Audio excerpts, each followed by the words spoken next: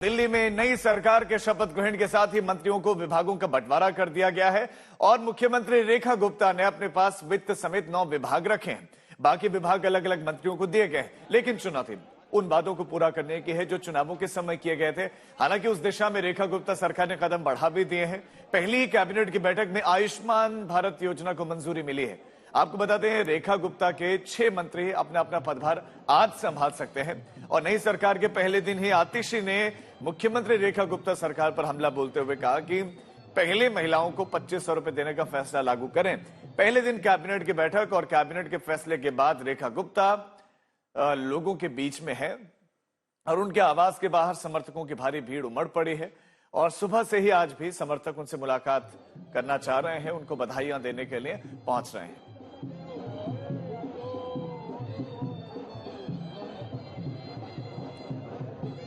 पहली cabinet meeting में ही हमने अपनी ओर से आयुष्मान योजना दिल्ली में जो टॉप अप के साथ 5 लाख का टॉप अप जो हम दिल्ली सरकार की ओर से देंगे और 5 लाख रुपए केंद्र सरकार की ओर से दिया जाएगा, उसे सर्वसम्मति से पारित किया है, जो कि अपनी फॉर्मेलिटीज के बाद एज अर्लीस्ट लागू किया जाएगा।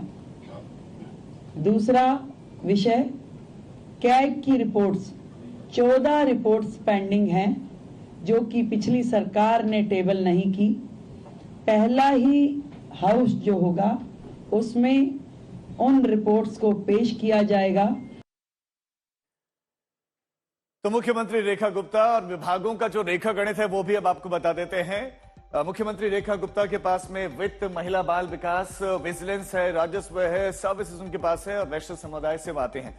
प्रवेश वर्मा के पास है पीडब्ल्यूडी मिनिस्ट्री, जल विभाग, सिंचाई, बाढ़ नियंत्रण मंत्रालय है और जाट समुदाय से आते हैं। तो जाट समाज से दिल्ली में 10 विधायक हैं। पंजाबी समुदाय को भी दिया गया है क्योंकि 5 विधायक आते हैं। आशीष सूद को इसमें शामिल किया गया जिनके पास गृह विभाग है, इंपॉर्टेंट, ऊर्जा है, शहरी विकास मंत्रालय है, साथ ही साथ शिक्षा मंत्रालय भी इनके पास है। सिख समुदाय से आते हैं मनजिंदर सिंह सिरसा और दिल्ली में 3 विधायक जीते हैं। मनजिंदर सिंह सिरसा को जगह मिली है उद्योग, खाद्य, वन और पर्यावरण मिनिस्ट्री इनके पास, इनको दी गई है।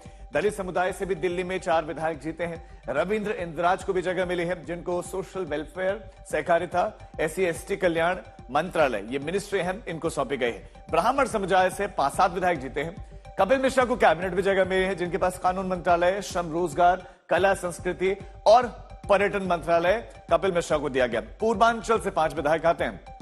पंकज सिंह को जगह दी गई है जिनको हेल्थ मिनिस्ट्री दी गई है, परिवहन दी गई है और साथ ही साथ सूचना तकनीकी मंत्रालय इनको सौंपा गया।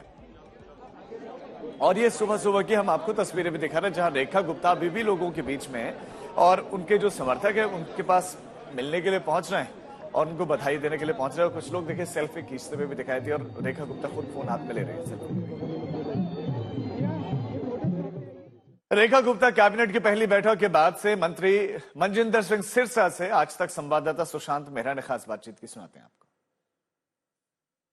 पहली कैबिनेट की बैठक और उसमें आयुष्मान भारत योजना लागू हो गई सर। जी बिल्कुल, हमारे देश के प्रधानमंत्री जी ने ये वादा किया था कि पहली कैबिनेट में हम लेके आएंगे।